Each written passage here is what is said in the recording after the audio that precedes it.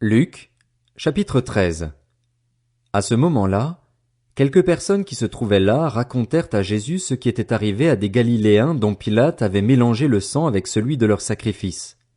Jésus leur répondit, Pensez-vous que ces Galiléens étaient de plus grands pécheurs que tous les autres Galiléens parce qu'ils ont subi un tel sort? Non, je vous le dis.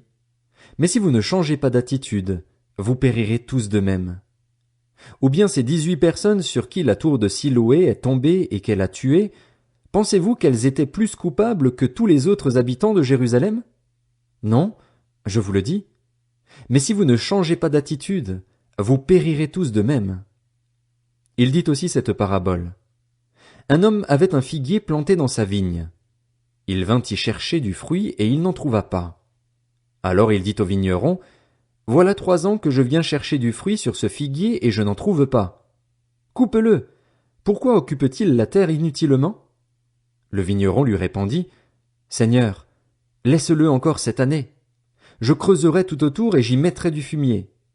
Peut-être à l'avenir donnera-t-il du fruit. Sinon, tu le couperas.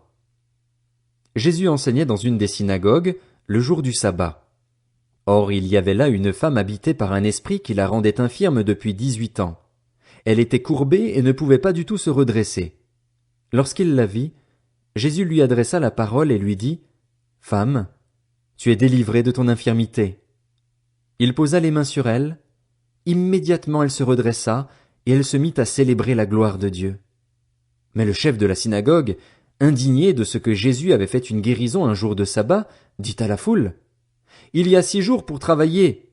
Venez donc vous faire guérir ces jours-là, et non pas le jour du sabbat. Le Seigneur lui répondit en ces termes, Hypocrite, le jour du sabbat, chacun de vous ne détache-t-il pas son bœuf ou son âne de la mangeoire pour le mener boire? Et cette femme, qui est une fille d'Abraham et que Satan tenait attachée depuis 18 ans, ne fallait-il pas la délivrer de cette chaîne le jour du sabbat?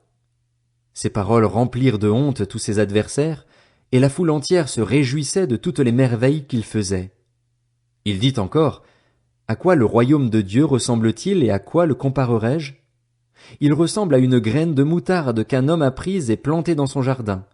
Elle pousse, devient un grand arbre, et les oiseaux du ciel habitent dans ses branches. Il dit encore, À quoi comparerai-je le royaume de Dieu? Il ressemble à du levain qu'une femme a pris et mis dans 3 mesures de farine pour faire lever toute la pâte. Jésus traversait les villes et les villages, et il enseignait en faisant route vers Jérusalem. Quelqu'un lui dit, Seigneur, n'y a-t-il que peu de gens qui soient sauvés? Il leur répondit, Efforcez-vous d'entrer par la porte étroite. En effet, je vous le dis, beaucoup chercheront à entrer et ne le pourront pas. Quand le maître de la maison se sera levé et aura fermé la porte, vous qui êtes dehors, vous commencerez à frapper à la porte en disant, Seigneur, Seigneur, ouvre-nous. Il vous répondra, Je ne sais pas d'où vous êtes. Alors vous vous mettrez à dire, Nous avons mangé et bu devant toi, et tu as enseigné dans nos rues.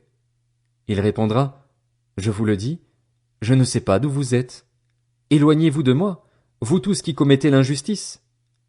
C'est là qu'il y aura des pleurs et des grincements de dents, quand vous verrez Abraham, Isaac, Jacob et tous les prophètes dans le royaume de Dieu et que vous serez jetés dehors. On viendra de l'est et de l'ouest, du nord et du sud, et l'on se mettra à table dans le royaume de Dieu. Certains parmi les derniers seront les premiers, et d'autres parmi les premiers seront les derniers. Ce même jour, des pharisiens vinrent lui dire, Va-t'en, pars d'ici, car Hérode veut te faire mourir. Il leur répondit, Allez dire à ce renard, Voici, je chasse les démons et je fais des guérisons aujourd'hui et demain, et le 3e jour j'aurai fini. Mais il faut que je poursuive ma route aujourd'hui, demain et le jour suivant, car il ne convient pas qu'un prophète meure ailleurs qu'à Jérusalem. Jérusalem, Jérusalem, toi qui tues les prophètes et qui lapides ceux qui te sont envoyés, combien de fois j'ai voulu rassembler tes enfants comme une poule rassemble sa couvée sous ses ailes, et vous ne l'avez pas voulu. Voici que votre maison vous sera laissée déserte. Je vous le dis, vous ne me verrez plus jusqu'à ce que vienne le temps où vous direz, Béni soit celui qui vient au nom du Seigneur.